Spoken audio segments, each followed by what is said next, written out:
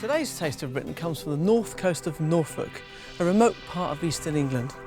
Once, these marshes were the haunt of smugglers.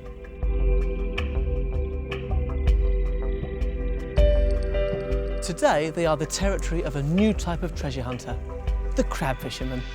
The catching of these creatures is about the biggest business along the north coast of Norfolk. They're really prized by chefs here and abroad because there's so much tasty meat in them. They're delicious. Fishing on the North Sea is a dangerous business, hard too in the winter. Gary Mears has fished for crabs and lobsters in an open boat in all seasons and in all weathers for the past 35 years.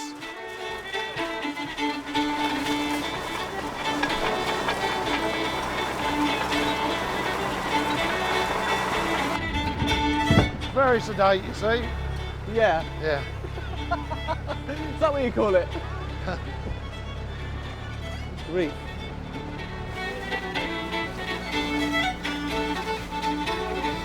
How far are we going now, Gary? About a mile, just about a mile and a bit. Beautiful. Do you get out in the rain? Yeah. Do you fish all year or do you stop? We fish now a lot later than we used to. We used to fish just about till September. We carry on more or less crabs here. So you go right through December, January? December, normally we back up.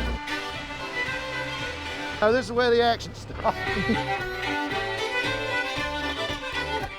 Now, can you just explain to me how a pot works? Shove the bait in, Right. here.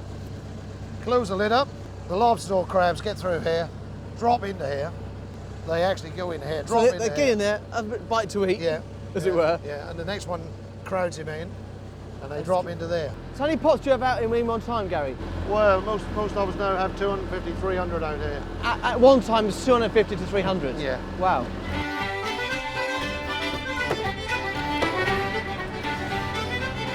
That little beauty. Gary, is there a minimum size? Yes. 115 millimetres across the 150 back. millimetres. So you're actually quite selective, aren't you? You have to be. Basically, another fortnight, 3 weeks, these will all be good crabs. Okay. So it's since it's taken them all, that's still soft, look.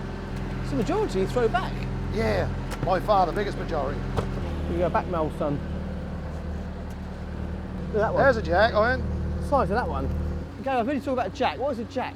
Jack is a male crab. Oh, it's the daddy Jack crab. crabs, yeah, yeah. And then we always call the females hens. Yeah, some people call them hens here, but the local name for them really is broadsters. A broadster. Yeah. That's a jack. You can see the claws are bigger. That's flat, Right. whereas you see the difference. Okay. Okay. Are One they, is they rounded. they're slightly darker, are they? Yeah, Yeah. yeah. Lot stronger.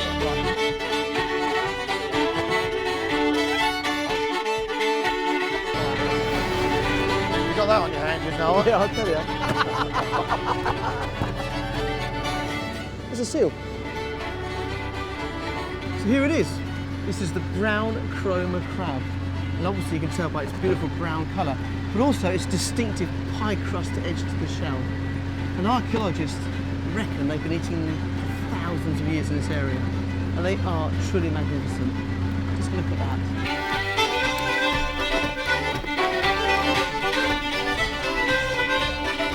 Basically, what we're going to do is just run the boat straight onto the beach. So I've got to hold on pretty tight, Gary says.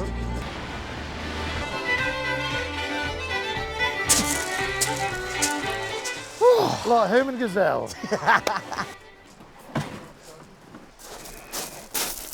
Look at this lot. Let's go and get them cooked. Fishing for crabs is only part of the story. The second part that interests me the most as a chef is the cooking and the dressing. Now, I've come to see a Norfolk family that have been doing just that for the past 50 years. Peter and Sue McNesby have been preparing crabs and lobsters on this spot for 30 years or more. This little cafe was set up by Sue's fisherman father back in the 1950s. Can you manage that? Yeah. How many's in here? There's about 50 in there. It's only a little Right, peg. straight in there. Yeah, straight in. Mind the water though, it's boiling. Right. I don't want you. There you go, drop straight in. Yeah? There you go, yeah, straight down. Lovely job. And what's in there? Just a bit of salt water and that's it. Nothing else. Nothing else. Lid down. Lid down. And how long do you cook them for? 15 minutes. bang on. Bang on. Time it. There you go. Pete, 17 minutes. Oh. Ooh. Bit over. Yeah, overcooked. You Tiny can bit. dress these ones then. They smell fabulous. Oh, they are. That's a nice one. Look, she's bursting open, so she's a good crab. So that's a good sign, is it? Yeah, that's a good sign. She's full. Yeah. You know, sometimes you get an empty crab. Yeah. Well, they're bursting open, so they're a nice crab. Well, I've done the cooking. You can do the cleaning. Cheers, Pete. Nice Thank one. I get all the good jobs, don't I?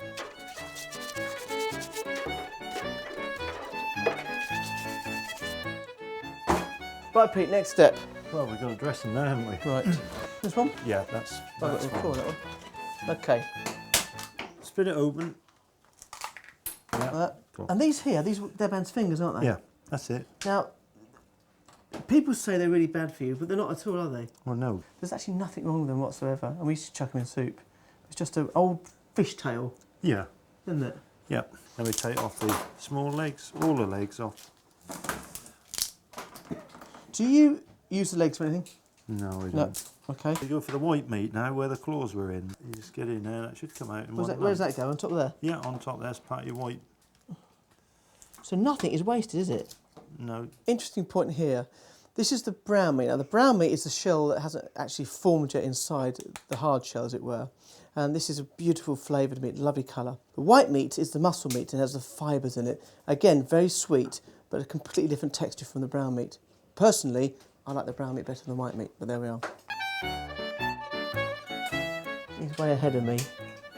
You see? Well, you're a beginner. I'm a beginner, but I should have to do it, shouldn't I, after all these years? Next bit. Right, separate the big legs. You can feel the meat in there, you know, Right. it comes out quite gently. Did I get a job, Pete? No. Why not? Because I'm being precise. Well, you've taken that one and Sue's done 6 there. So you finished already? Yeah. You're getting We're good. getting better. Well, there you are, look. Yeah, but I was a smaller crab. Was a bit there, look. You can eat that one. Can I? Yeah. So here it is, the finished item. People travel from all over the UK to eat this delicacy, and fishermen risk their lives for it. That's how good Cromer crab is.